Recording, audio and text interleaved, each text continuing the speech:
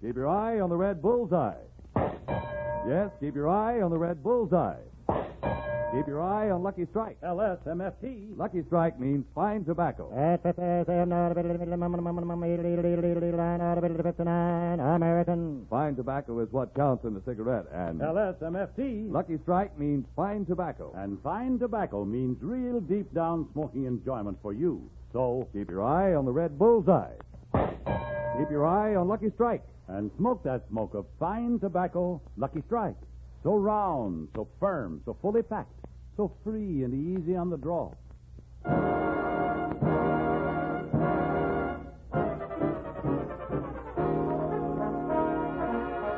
From Hollywood, Lucky Strike presents the Jack Paar program with Trudy Irwin, the Page Cavanaugh Trio, Jerry Fielding in the orchestra, yours truly, High Aberback, and starring America's new young humorist, Jack Paar.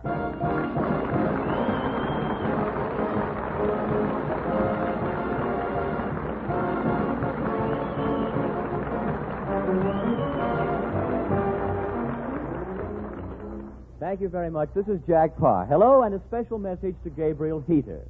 What good news? Well, this has been quite a week. An Englishman, John Cobb, drove his car 400 miles an hour up in Utah on the Salt Flats.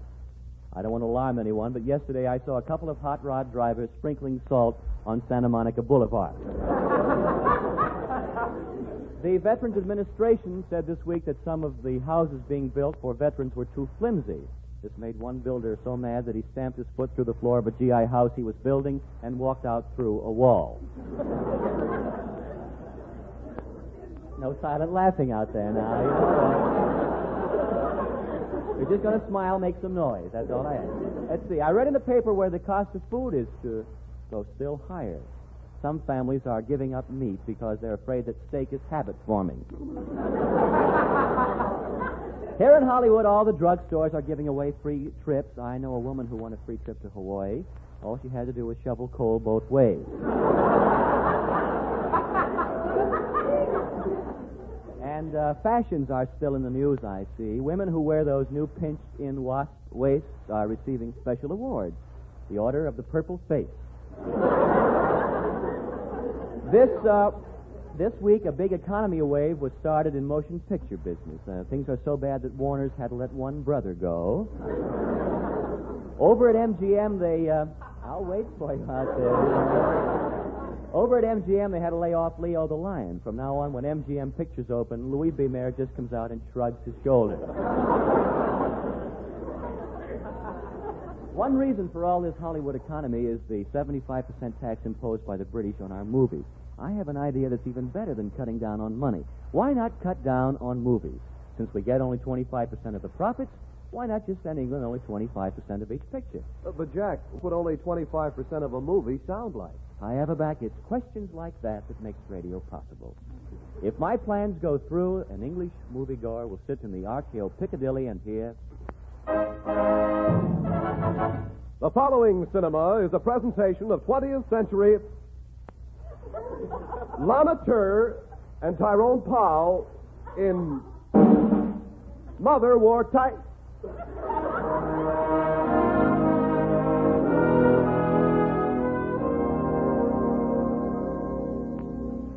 Darling, will you be my... Yes, dear. You and I were made for. Dearest, you've made me so very... When will we be? Not today, but to... Wait. Here comes my jealous fiancé. So, what are... Well, just... Now? No, to...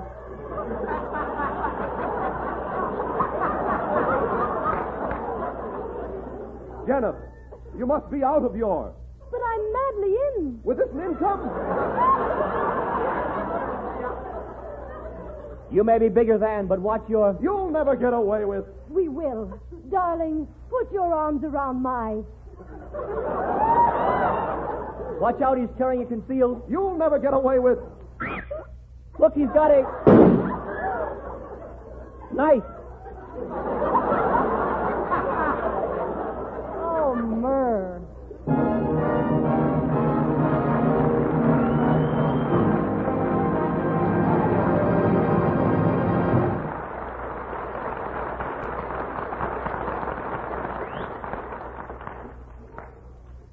well, remember there's only 14 more shopping days until Jack Benny returns. You all remember Jack Benny? Oh, Jack, when Benny comes back, what happens to us? I'm used to high living. Suede shoes, Argyle socks, every night ping pong at the Y. Jack, I can't give all that up. Hi, I've got good news for you. Don't turn in your paddle yet. Our option has been picked up, and we're to continue for Lucky Strike over another network. You know, I'm unique in radio. I have the only contract written on a tobacco leaf. And that man you've seen staring at the leaf is the sponsor's lawyer looking for a loophole. All the big comedians are coming back. Eddie Cantor, Amos and Andy, Fib McGee and Molly, Frost Warnings, everybody's coming back. I just found out a very strange thing about Eddie Cantor. Do you know why he's always popping his eyes? When he was a kid, he was too poor to afford bubble gum. You have to make it so unanimous out there. Musical shows are coming back, too, Hi. My favorite is Phil Spitali with Evelyn and her magic. That magic what?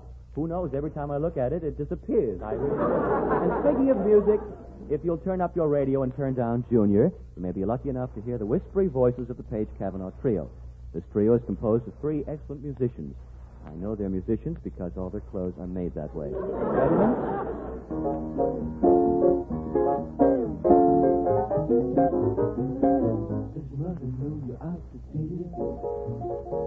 Does you know that I'm about to steal it? Oh my, when I look in your eyes, my heart tells me you and I should get together. How about a little kiss to steal it?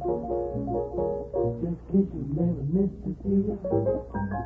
Why do we two keep on wasting time to steal it? Please be mine.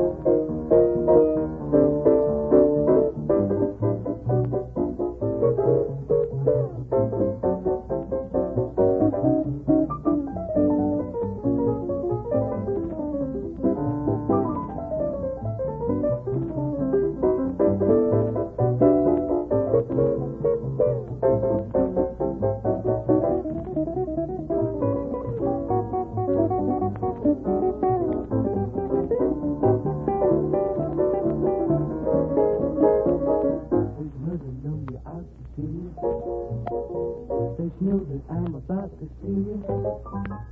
Oh my, when I look in your eyes, my heart tells me you and I should get together. How about a little kiss to see you?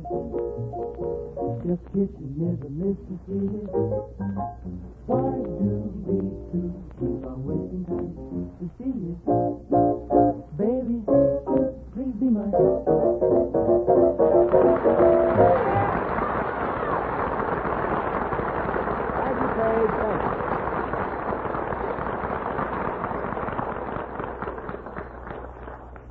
Ladies and gentlemen, it isn't often that we have Flula Bankhead on this program, and tonight is no exception.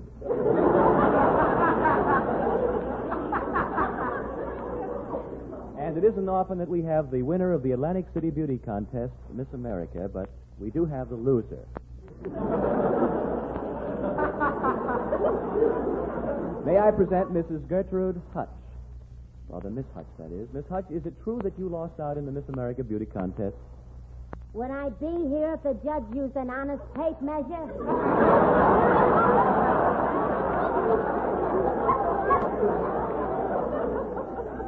Miss Hutch, the Atlantic City Beauty Contest has been over for a couple of weeks now. It's taken you quite a while to get back to California. I came back by boat. I see. It was pretty tough going through Arizona.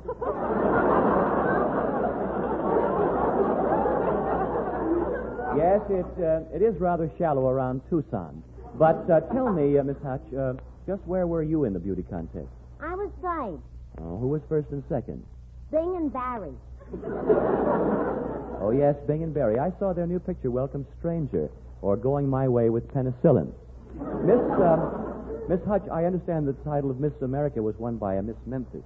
Miss Memphis. Hump. They should have chose me. Look, here's a picture of me in a bathing suit. It's one of them new macadam bathing suits. Macadam bathing suit? Yeah. Hot stuff, huh, Mac? Yes, what does that sign on you say? Oh, yes, slippery when wet. Uh-huh.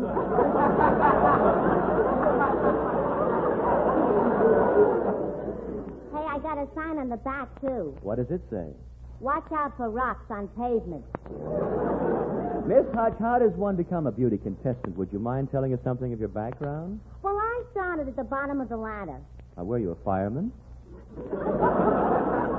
No. I won a beauty contest at the bartenders' convention. I was chosen Miss Martini of 1941 with an onion instead of an olive.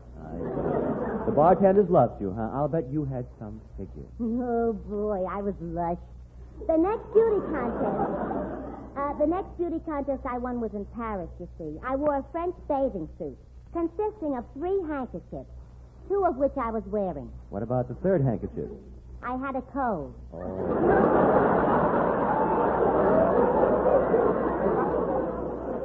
A little later, I was arrested. Why? My cold got worse.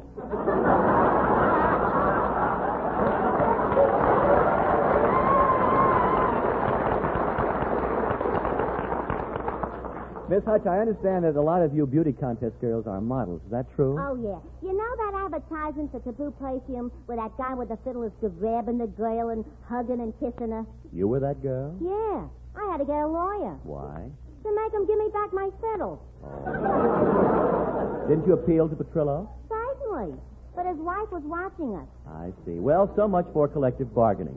Miss Hutch, I've heard that many models start out at an early age. Oh, yeah. When I was a little baby, my folks took my picture lying on a cake of ice. Don't you mean lying on a bearskin rug? No, a cake of ice. I was spoiled. Oh, well, I can't understand why you didn't win the Miss America contest. You look pretty well thought out now. Thanks. Yeah, but you see, it was politics. You take all them other girls, the whole 48 of them, mix them all together, put them in a dark room, and what do you got? I don't know, but it sounds like fun. Miss Hutch, before you go back to your trailer, tell me, have you ever won a big-time beauty contest? I could say I have. Only last week, in the thriving little community of 29 Palms, I was elected Miss Paper Bag Over the Head of 1947. And by a strange coincidence, my future husband was one of the judges. Not really. Yeah, as a matter of fact, he's here tonight. No. Yeah. Mr. Paar, may I present the late George Apley? Which way is Hollywood and Vine?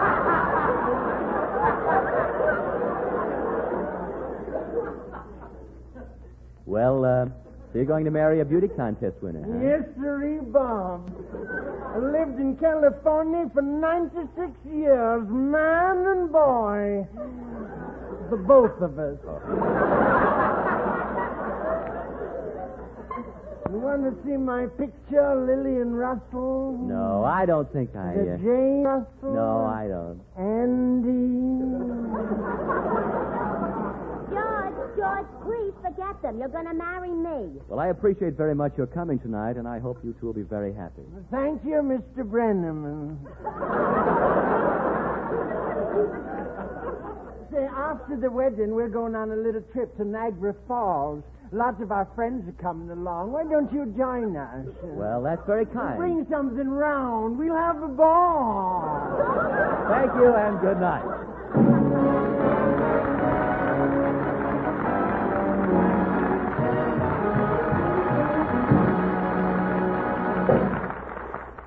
Keep your eye on the red bullseye. Yes, keep your eye on the red bullseye. Keep your eye on Lucky Strike. LSMFT. Lucky Strike means fine tobacco, and fine tobacco is what counts in a cigarette.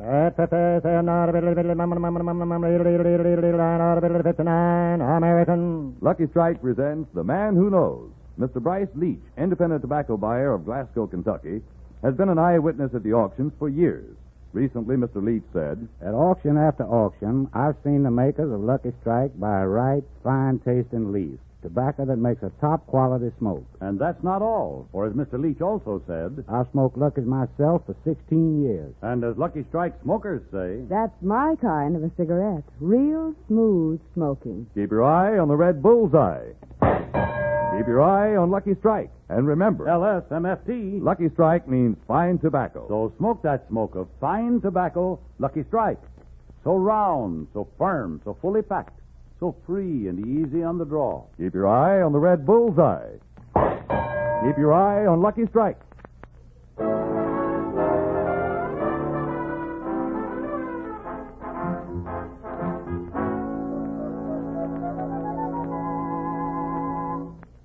Looking now at center stage, we find Jerry Fielding standing on the podium with only a music rack between him and the orchestra.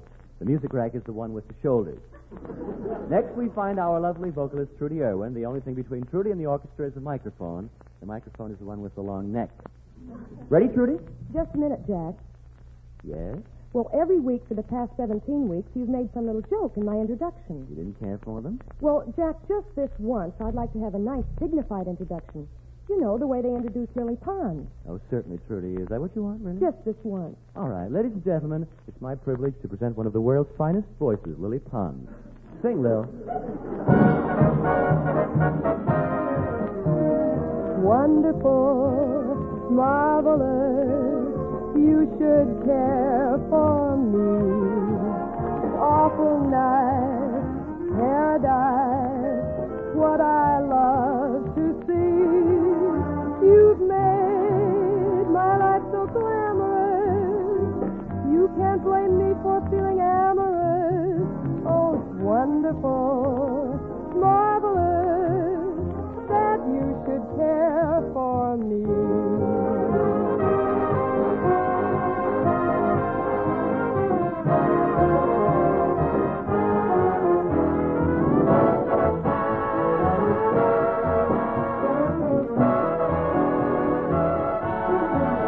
My dear, it's 4-leaf clover time. From now on, my heart's working overtime. Oh, it's wonderful, marvelous, that you should care for me.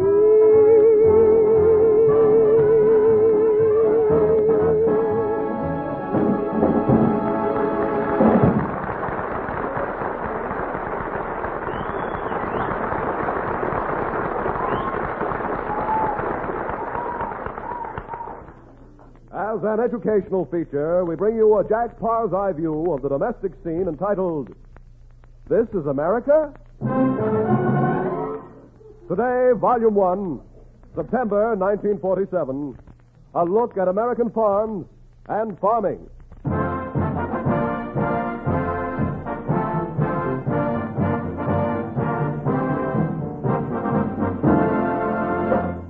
One of America's foremost industries is agriculture. What is agriculture? Let's examine the word. Agra is from the Latin agras. Cult is from the Greek kultura, and tur is from the Latin turatum. Put them together, and the literal translation is... Howdy, Zeke. You think the pugs will get the potatoes? Time was when the farmer had to scratch a meager living from the soil, fighting drought, storm, pestilence, and traveling salesmen. But today the American farmer is rolling in wealth. Yet despite all his money, the farmer still uses his faithful old plow horse. Of course, these days the horses are riding around on tractors. And in the fields of waving grain, you don't see any more corn silk. Now it's nylon. The American farm of today is completely mechanized. Threshing machines. Harvesting machines. Tractors. Mixmasters. To know why farmers are making so much money, we have only to look in the fabulous Chicago Grain Exchange, where millions of bushels of wheat are bought and sold each day. I'll take 50,000 bushels of wheat. Give me 100,000. I'll buy 250,000 bushels. 500,000. Fantastic. 500,000 bushels? That's unheard of. Never before has so much wheat been purchased by one private party. Pardon me, madam, why are you buying so much wheat? My husband is crazy about bread pudding.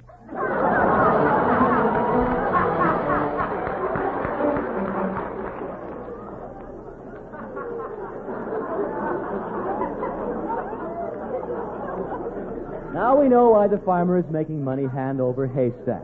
Let's talk to a typical American farmer. In our studio today is one of the nation's wealthiest, Mr. Cyrus B. Hiram. Howdy, Bubby.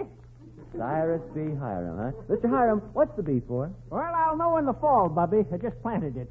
I see. Mr. Hiram, you're really a successful gentleman farmer, aren't you? No, you're right as a jackrabbit, Bubby. A real gentleman farmer. Don't ever plow without wearing a tuxedo. A tuxedo? You can't be serious. No, why not? My horses wear tails. That's a joke, boy. I'm cooking with gas. If that's a joke, you're inhaling it. Now, tell us, Mr. Hiram, to what do you owe your success as a farmer? To moving. Moving? Mm-hmm. Yep. In the place I used to live for 15 years, I just couldn't raise a thing. Tried corn, but it wouldn't grow. Tried potatoes, they wouldn't grow. Tried wheat, rye, oats, cotton, alfalfa, and didn't have a speck of luck. Just couldn't raise one successful crop. That's too bad. Where were you living? The Ambassador Hotel. I've been there. I couldn't even raise a bellboy. But now, do you have a regular farm, sir? Oh, sure place in the States, Bubby. Tourists come from all over to see it. Had one there this morning, city feller. First time I ever seen a cow. That's unusual. Was he impressed? Scared stiff. Took one look at the cow, then started yelling, "Run for your lives, she's carrying a bomb." So long, Bubby. Dig you later.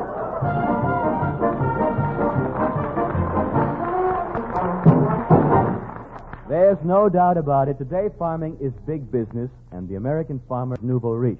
Nouveau riche, that means... How do you think Boggs will get the potatoes? Statistics show that farmers are making more money this year than ever. This worries me. If their profits continue to soar, I'm worried there may come a time when life on the American farm will sound something like this.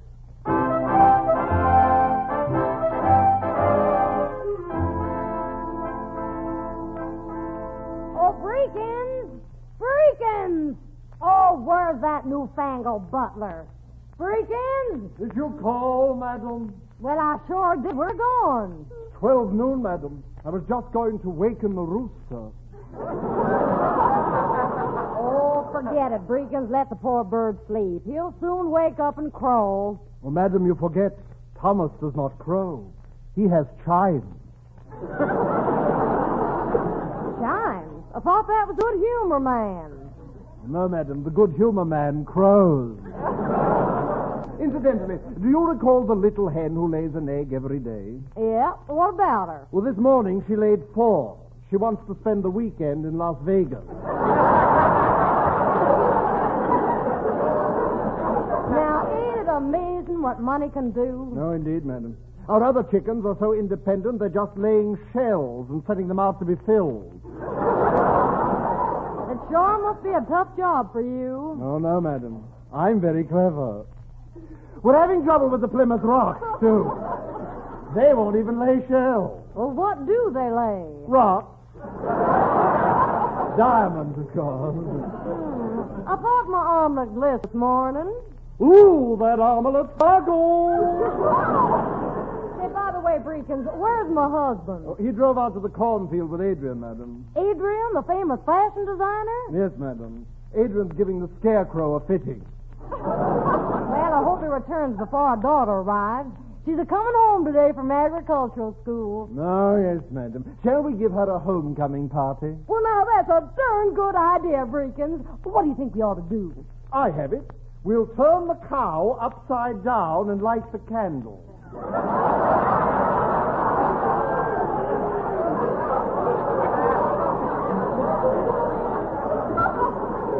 Breekins, look, ain't that my husband coming up the road now? Why, yes, madam. That's the master and his 2 footmen. Oh, what car is he riding in today? No car, madam, just 2 footmen. Oh, I'm so glad you're back, darling. How about a little kiss? Certainly, give it to Breekins. I'll pick it up later. Oh, come on, just give me a little one now. Here in my hand. Darling, must you wear your charm bracelet in the house? Sir, permit me to congratulate you on the new pig pen. But isn't it rather unusual for each pig to have his own pen? In times like these, Breekins, every pig has his own pen. Yes, sir, but a Parker 51...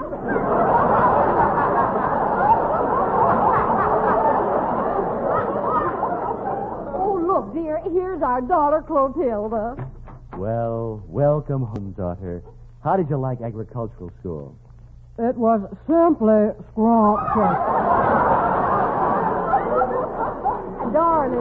Darling, is Western Aggie really a good agricultural school? Good. Why, Mater, it's another Wellesley with pitchforks. It's good to have you home, Clotilda. Put on your silver fox overalls and we'll take a look around. That would be super peachy.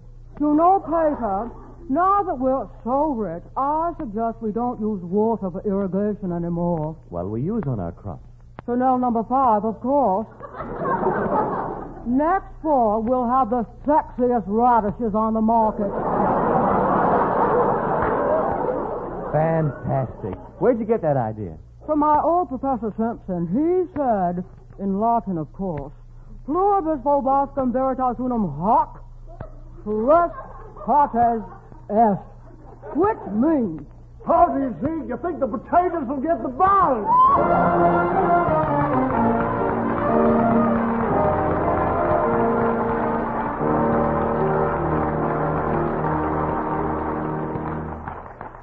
So there you have it, friends. Farmers are wealthy.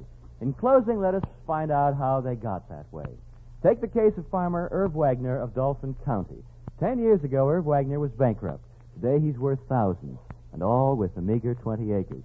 Mr. Wagner, sir, how did you make so much money with so little land? I turned it into a used car lot.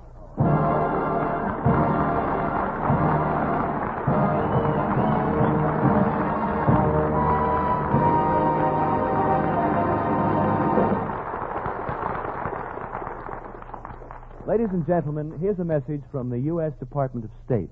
Every American can help to alleviate the critical food shortage in Europe by making a voluntary financial contribution to CARE.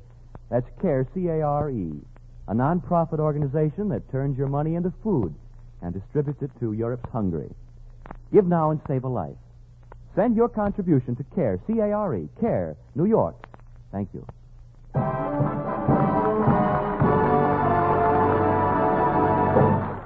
Jack Paar will be back in just a moment, but first... Keep your eye on the red bullseye. Keep your eye on Lucky Strike. LSMFT. Lucky Strike means fine tobacco.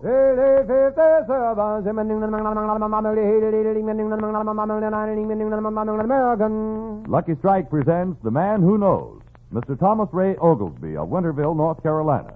Recently, this ace tobacco auctioneer said, At all the markets I've attended, I've seen the makers of Lucky Strike buy fine tobacco, ripe, mild leaf. Season after season, experts like Mr. Oglesby, men who really know tobacco, can see the makers of Lucky Strike consistently select and buy that fine, that light, that naturally mild tobacco. So, keep your eye on the red bullseye. Yes, keep your eye on the red bullseye. Keep your eye on Lucky Strike. And remember, LSMFT, Lucky Strike means fine tobacco. So smoke that smoke of fine tobacco, Lucky Strike. So round, so firm, so fully packed, so free and easy on the draw.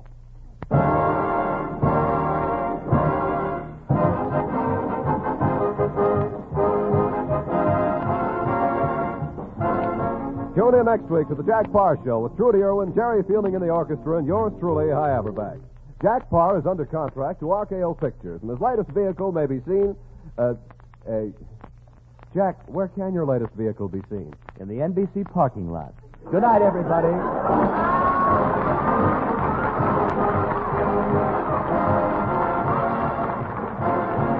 Don't forget, friends, for the tops in radio entertainment, set your dial to NBC Wednesday night for that thrilling newspaper drama, The Big Story.